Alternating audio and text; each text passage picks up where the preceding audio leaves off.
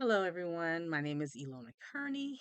And like I always say, we are running for governor. And the reason why I say we is because it's about representing marginalized voices. And we've all been disenfranchised in some way or another with our politics and government these last, I guess, few years.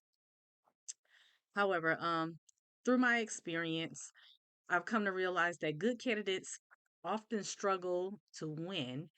And why that is because our votes don't always count unless people take the time to read their pamphlets and get to know all the candidates.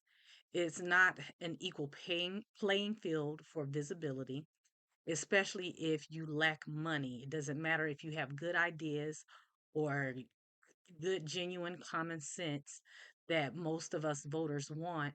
But if you don't take the time to read that pamphlet, we won't get heard because face it, it is a money hungry world out here.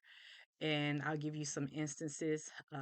I already knew that Jay Inslee was going to not be running and that it was going to be Bob Ferguson back in 2022 because I was doing research, asking around about like the needs of unions, those type things, because everyone's like, oh, go to the union. If you get them behind you, then you'll get this. If you get these organizations behind you. So let's get a couple of things straight.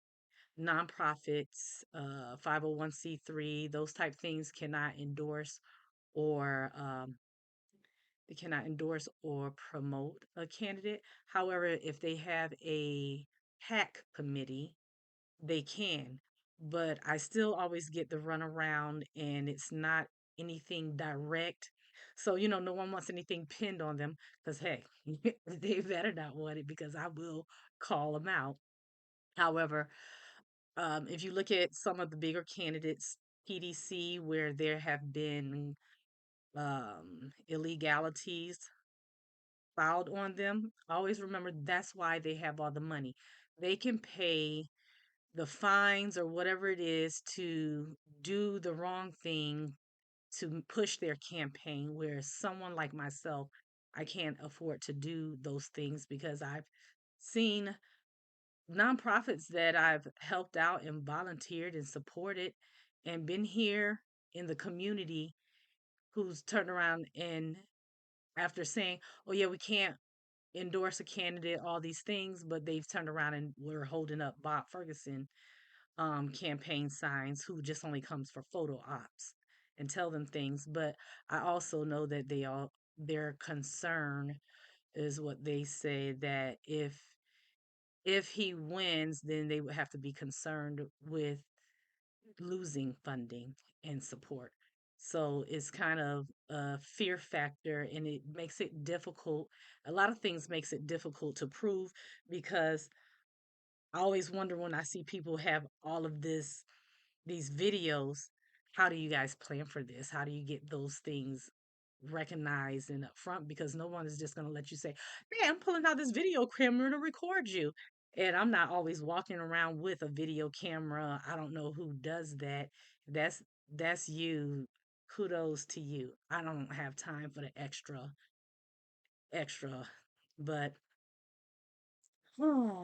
back to this special interest groups. And you, like I said, the unions already let me know that they already pretty much had picked out prior to the last election who was going to be next. However, the union did contact me because Bob Ferguson reneged on them. So now they had to reevaluate their trust in him and their backing, and I'm the only union candidate, so I wouldn't be surprised as to why they probably called me. I had good answers, but I don't think one of my good answers. Well, I had good answers. Also,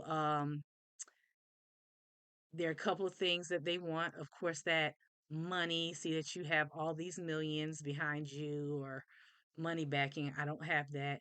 And then the other thing too is I know one of my questions is uh, um to their answers is really I'm not trying to push everything union only. I may have a husband who is in the union. I would never try to put his job in detriment.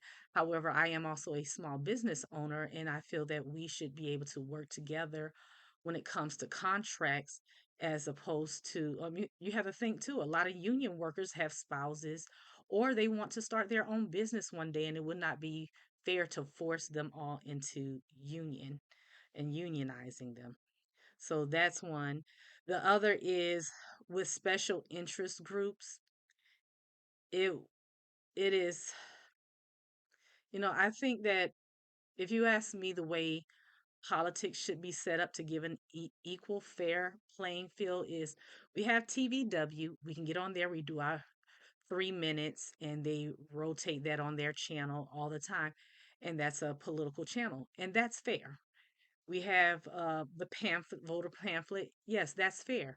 I think nonprofits should be to where they ask every candidate equally their questions or concerns, and they put that out there for people to know. If if it's women's rights, then women's rights, the different type women's rights group should put all of that up there.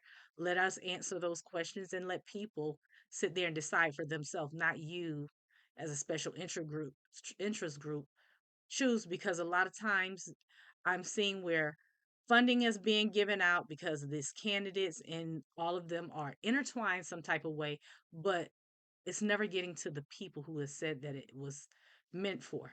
And this is the people who are going to end up attacking me, know that these are people who are dirty, who have dirty hands working in with these people. And I'm going to tell you why.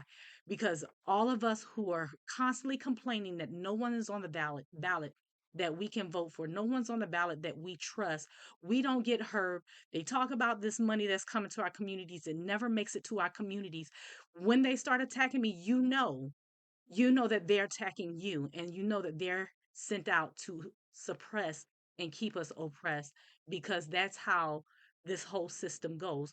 Which is why it's important to not say, well, let's not vote this time. Well, I don't care if you don't vote on the other section. I'm just talking about this time, while you actually have a candidate who really cares. And I've been out here fighting, and I have put my own personal money in this. My husband working overtime so I can do all of this.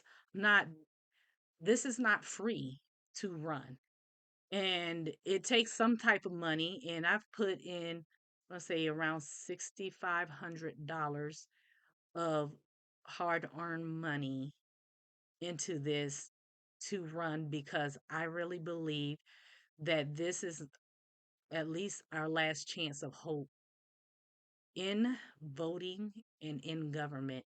And if we all don't jump in here and give this a chance, then, what am I doing this for? Like, don't ask me about if I'm going to run again. I can't afford it. I'm barely affording it now. So, um, yeah, so that's way where I see this, because everything is always chatter in the background. So I do share that chatter,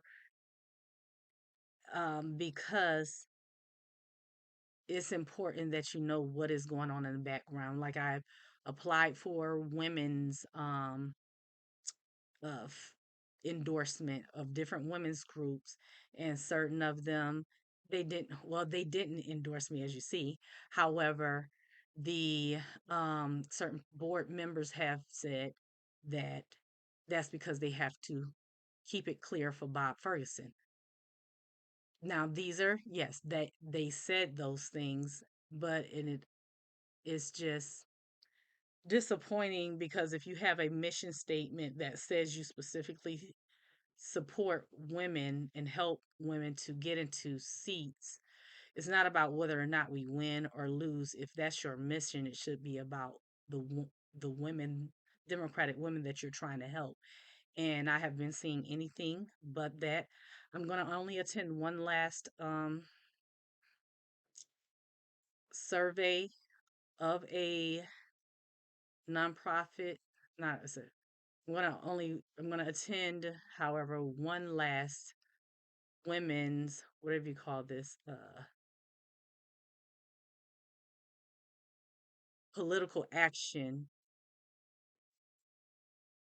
interview. And the only reason why I'm attending these political action things is because I don't want people to come to me and say, "Oh, well, why don't you try this? Why don't you try?" You never tried. Yes, I have, and it's not that I'm giving up on trying. I only tried that to prove to you that there is no such thing as a good, genuine candidate getting support unless we agree to either dirty things or unless we've come up through the status quo of the pecking order. And I'm not getting in no one's pecking order just to run for governor or for any seat. So I hope you guys will look at the voters pamphlets and do not go by all the propaganda that is being put out there, because this race is detrimental to us. When they say our democracy is being taken away, we are giving it away by giving it to these bigger candidates who are backed by money. So don't ever say that our candidates is bought and they're doing these things against us and they're holding us down when you're the ones voting for them. So take the time to actually find out other candidates, genuine candidates, because you'll be able to tell in those voter pamphlets who are just there to be there. And then look at our social media. Like my social media, I've been out here going hard since 2022. So talk to you soon.